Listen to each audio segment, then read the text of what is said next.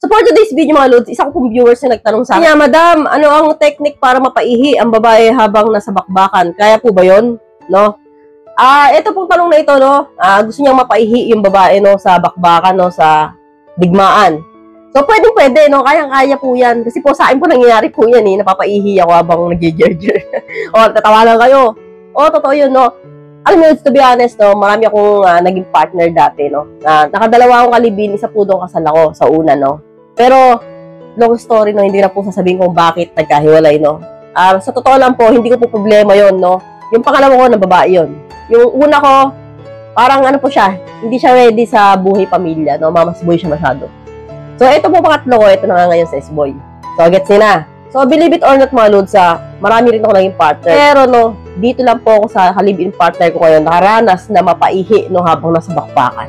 So, share ko dito yung experience ko. Paano hindi na tayo mahirapan, no? So, kaya nga po lods na mapaihi ang babae dyan. No? Ano yung po gagawin? Unang-una, meron pong position, no? Ito yung position na ginagawa namin para mapaihi, no? Yung position po na nakaluhod ang lalaki na nakaupo, no? Ibig sabihin, nakatiklop yung tuhod ninyo and then kakargahin niyo po yung babae, no?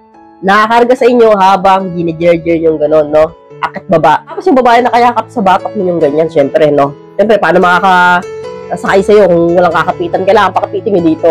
Kapag gano'n po yung position, no? Ang babae, dudes, mapapaihi dyan, no? Alam ko po yan kasi naranasan ko po yan, eh. Pati ako nagulat ako, naihi ako. Sabi ko sa kalibing ko kayo, sabi niya, oo nga, ba't naihi ka? Isa nagtatawanan kami kasi akala niya natapos na ako, yung pala ihi yun. Paano ko pong tips sa inyo, lods, no? Kung gusto mo paihi ang babae sa bakbakan, huwag yung papaihin muna, no? Kasi may mga babae na before mag-jerjer, sabihin, ihi muna ako. Huwag niyo po siyang papaihiin, no? Bakit din po, no? Kasi po, kapag hindi po pinaihi ang babae, no? Una-una, pwedeng mapaihi po yan, no? Habang kayo nag-jerjer. Pangalawa, mas mabilis siyang matatapos. Mas mabilis siyang labasan, no? Kapag po kayo nag-jerjer. So, yun po yung technique. Pero kapag ang babae, pinaihi niyo na, nako, baka 1 oras, 2 oras, magburat siya kayo, hindi pa matapos yan. So, kaya po, yun po yung 2 tips para po matapos ang isang babae. At syempre, sabayan nyo din po yan ng kain at saka pagkakamay. So, alam nyo na po yun, no? Parang po kayong, pag kumakain kayo ng kanin, nagkakamay kayo, no? Ganon. Oh. So, hindi ko na kailangang paniwalag na mabuti, no? Alam ko kayo mga lalaki, madali kayong makagets ng ibig sabihin. So, hanggang dito na lang po tayo mga lods. I hope you learned something in this video. More videos to come. So, stay connected and see you again to my next video. God bless. Bye-bye!